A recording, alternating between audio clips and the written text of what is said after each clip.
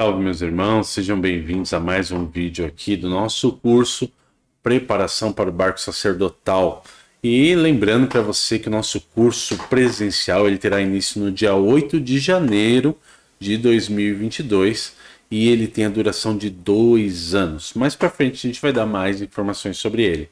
Se você está no YouTube, deixe seu like, deixe seu comentário, deixe a sua pergunta. Se inscreva no canal, compartilhe esse vídeo. Se você já está na plataforma, deixa aqui embaixo a sua dúvida, caso você tenha. Não precisa deixar um comentário só para falar uma boa noite, boa tarde, né? É claro que eu fico feliz com boa tarde, boa noite de vocês, mas acaba tumultuando ali a área das dúvidas e as pessoas que têm alguma dúvida acabam não encontrando o que precisam ali, porque tem muita coisa, né? Então, deixa sua dúvida se você estiver na plataforma. No YouTube pode deixar o seu comentário, fica à vontade, tá bom? Se você ainda não está lá no nosso grupo no Telegram, aqui embaixo tem um link. Tem que instalar o Telegram, tá? Instala o Telegram, clica no link e aí você vai entrar lá no grupo e lá tem um material extra que a gente faz com os vídeos, com os bate-papos e tudo mais. Bom, hoje nós vamos falar sobre o médium de consulta. Quem é o médium de consulta? O médium de consulta é aquele que trabalha no aconselhamento, né? Mas na Umbanda não há o costume do médium trabalhar isolado do guia. O que isso quer dizer?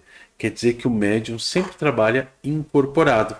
Então quem dá o aconselhamento, quem dá a consulta é o guia espiritual, não é o médium. Mas o médium tem aquela função, é um médium de consulta ou de aconselhamento.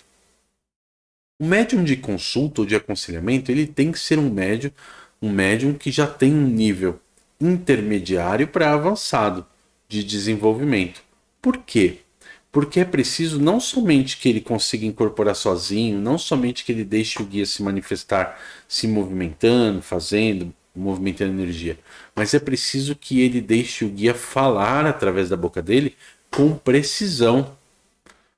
Como assim com precisão? Com precisão quer dizer com precisão, ou seja, ele precisa falar exatamente o que ele quer falar.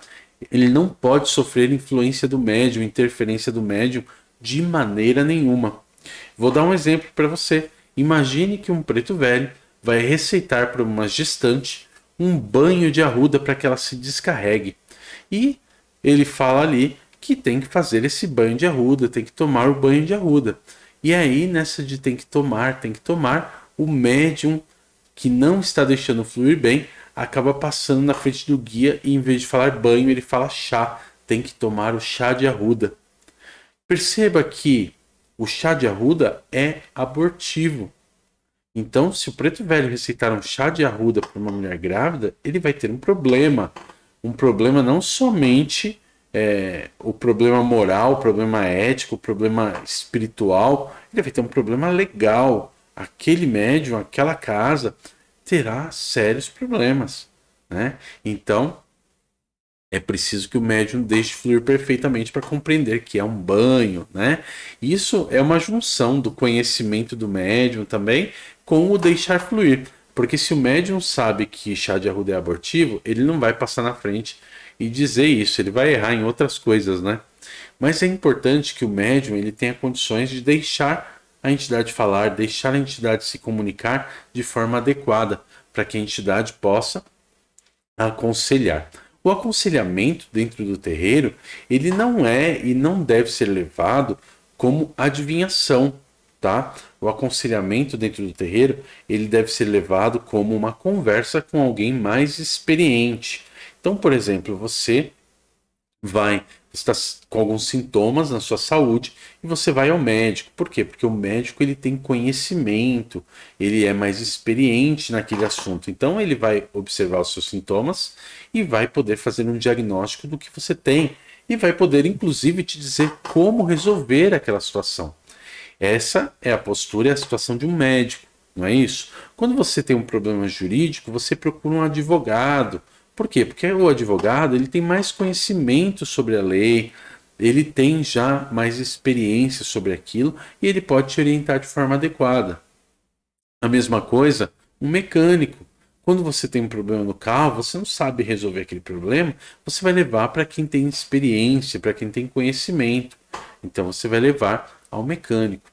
Os nossos guias e mentores espirituais, eles são espíritos como nós, que porém passaram por diversas encarnações e hoje estão no plano espiritual. E lá no plano espiritual eles têm o seu mental aberto. O que isso quer dizer? Quer dizer que eles se lembram de tudo aquilo que eles viveram em todas as vidas.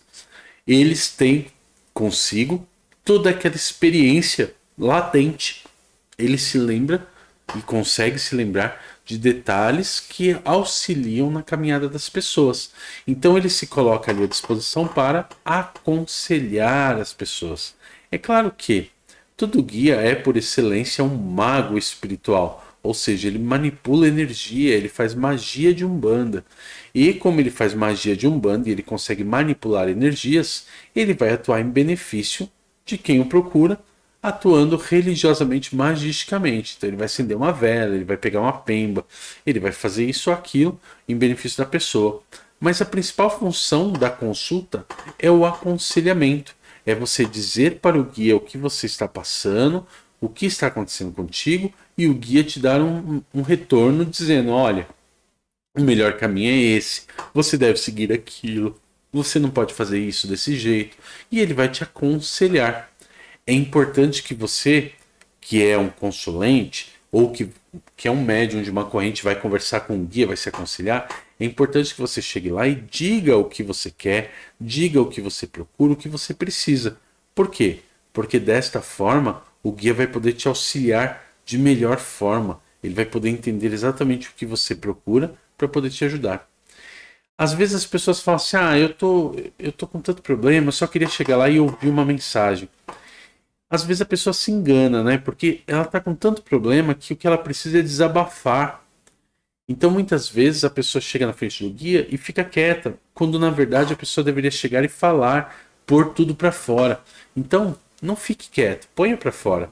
É claro que muitas vezes o guia espiritual vai te dar a mensagem, ele vai te falar, mesmo que você fique em silêncio, ele vai te trazer uma mensagem para sua vida, para sua jornada, para sua caminhada, né? Para o seu percurso espiritual.